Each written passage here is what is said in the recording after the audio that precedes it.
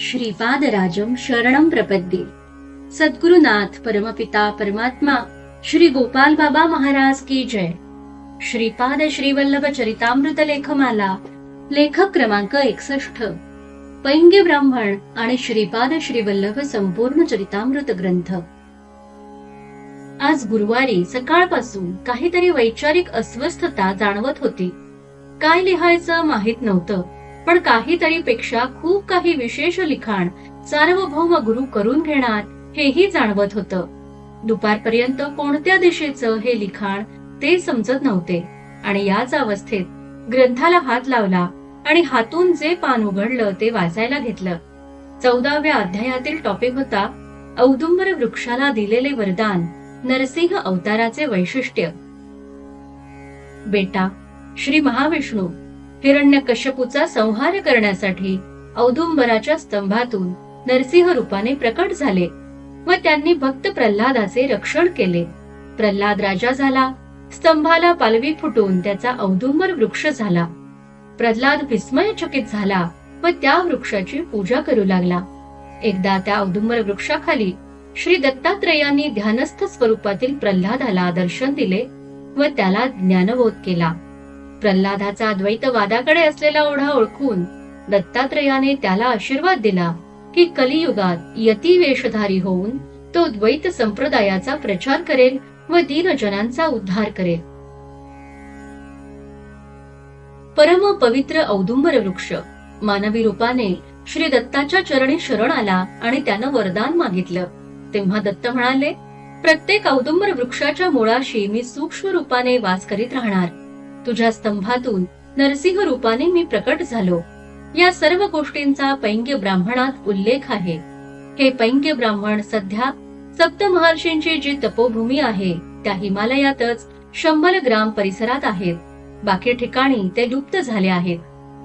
देव आहे की नाही हा प्रश्न उद्भवताच आपले अस्तित्व दाखवून देण्यासाठी जड स्तंभातून अवतरित झालेला आवेश अवतार म्हणजेच नरसिंह स्वामी।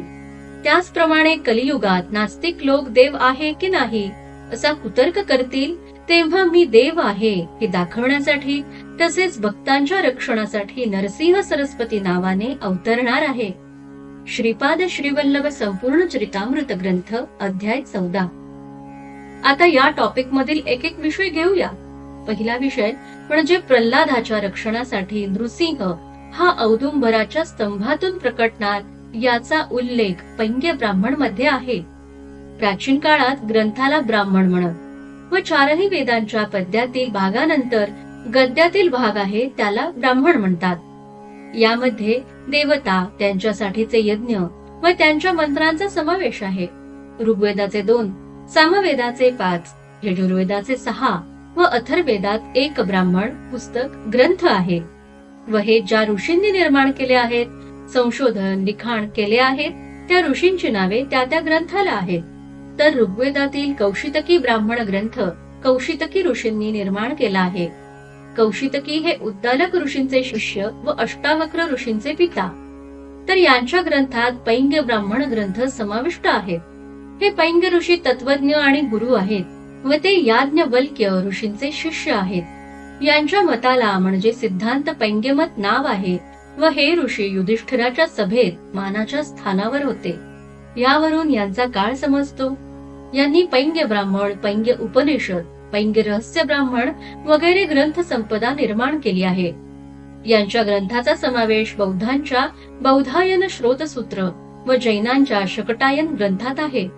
तथापि कृष्णावतार समाप्तीनंतर म्हणजे कलियुग प्रारंभापासून विशाल भारतभूमीवर आक्रमणे सुरू झाली व तसतस आपली ग्रंथ संपदा नष्ट होत गेली। नालंदा विश्वविद्यापीठाची आग तर कित्येक महिने सुरू होती। त्याची छोटीशी पुनरावृत्ती गांधीवधानंतर झाली आणि गावोगावी जतन करून ठेवलेली हस्तलिखित ग्रंथ संपदा बाड खाक झाली। आध्यात्मिक तंत्रात बौद्ध मठ अतिप्रगत आहेत व त्यांनी त्यांच्या तिबेटमधील मठांमध्ये प्राचीन ग्रंथ संपदा जीवापाड जपली आहे। त्यांच्या बौधायन श्रोतसूत्र ग्रंथात पैंग्य ब्राह्मण ग्रंथ सुरक्षित आहेत। आता दुसरा विषय म्हणजे सप्तमहर्षींचा कश्यप, अत्री, भारद्वाज, विश्वामित्र, गौतम, जमदग्नी आणि वसिष्ठ.